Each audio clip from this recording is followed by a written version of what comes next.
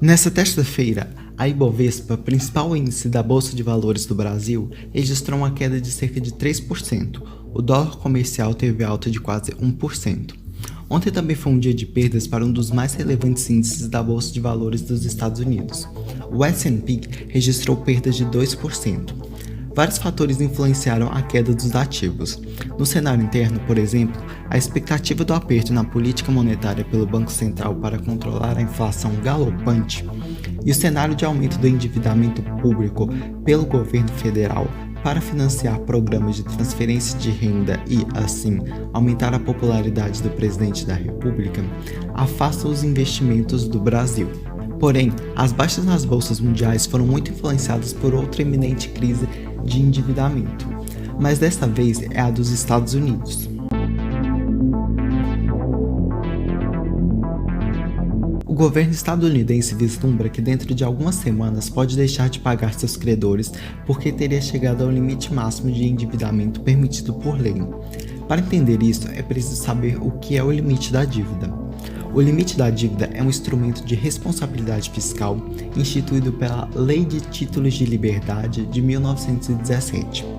Ele regulamenta o máximo de dinheiro que a Casa Branca pode pedir emprestado para pagar as suas dívidas.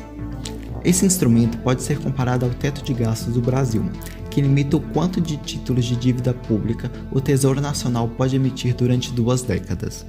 Os Estados Unidos, assim como o Brasil, têm déficits primários no orçamento.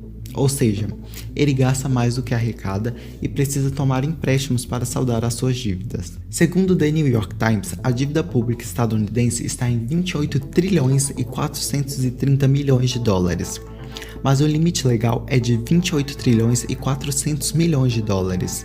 Então, tecnicamente, o país já superou o limite da dívida no final de junho.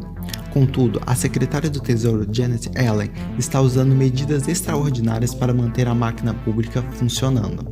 O problema é que Janet alerta que está próxima de chegar ao fim os seus recursos para honrar com os compromissos do governo se o Congresso não aumentar ou suspender temporariamente o limite da dívida. O Centro de Política Bipartidária estima que o Tesouro ficará sem recursos entre 15 de outubro e 4 de novembro. O entrave é que o Congresso está extremamente polarizado entre democratas e republicanos. Os democratas têm maiorias muito tênues nas duas casas, o que não permite aprovar com facilidade todas as medidas almejadas.